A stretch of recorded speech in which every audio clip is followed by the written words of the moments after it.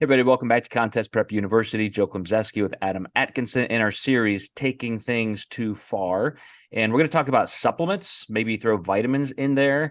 But it's dicey. It's tough territory, Adam, because we love to think that things like that are extremely helpful. And we are in the business of getting extreme results. And so if something even gives us just a tiny little bit of benefit, it's tough not to do that. And it's tough as a coach to tell people, don't waste your money on that, which I will often do. But I also say as a caveat, but I know you want to, and there may not be any harm in it. So just realize the benefits may not be as great as you think, but look into safety, efficacy. Is there really any proof there? But, we talk about supplements once in a while, Adam, and I'd love to just hear your overall general thought. If there are any that you say, these are absolutely great, I recommend them. And yet, where's that line between those that are not? There's always a few go-tos. I mean, creatine for performance is pretty standard for me. I will, however, say I don't want to back myself into a corner because I started a plan this weekend without it.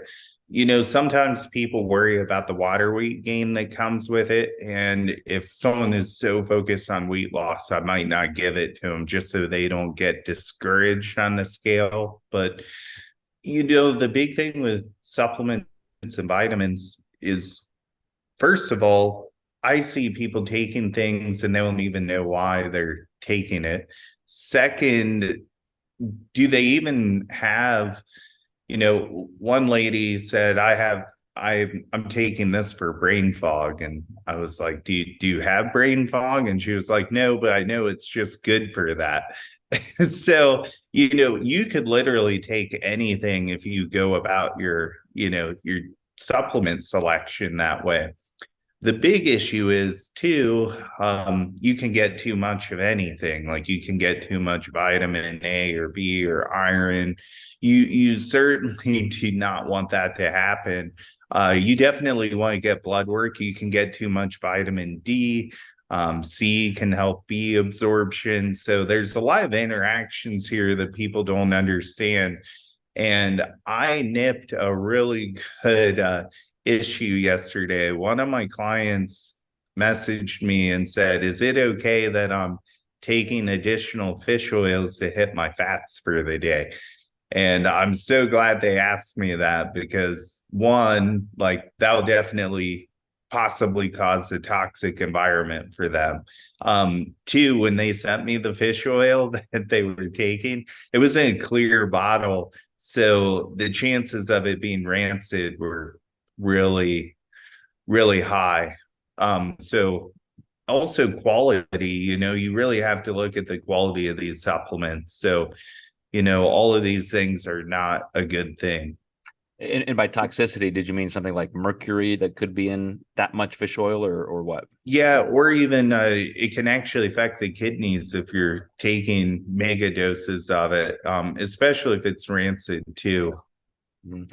Well, there's a lot of interest and intrigue right now in the medical and health community about vitamins. Again, it kind of cyclically enters public domain in just the fact that there is less and less and less evidence of them even being helpful.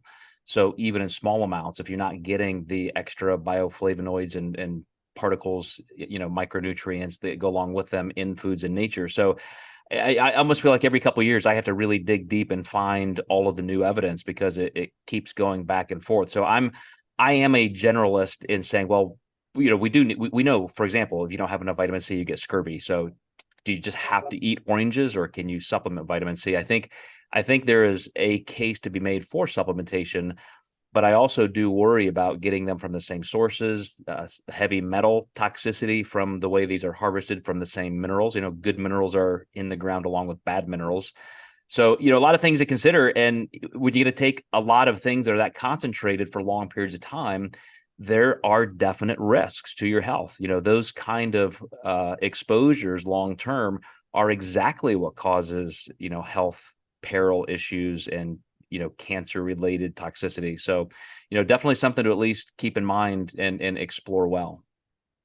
Yeah, I have seen people like mega dose vitamin D in the winter, which, too high can definitely have some cancer concerns there. So, just because it's healthy, it doesn't mean you can take it. Really do your research. And then, even then, I mean, it's kind of a dicey world out there. I highly recommend Examine. It's an absolutely wonderful website. So if I can at least direct our audience into somewhere that's a little less confusing and helpful, that website's phenomenal. It is. It is. All right, everybody. We will see you next time in Contest Prep University when we continue this discussion heading over to the tech side. We'll see you next time.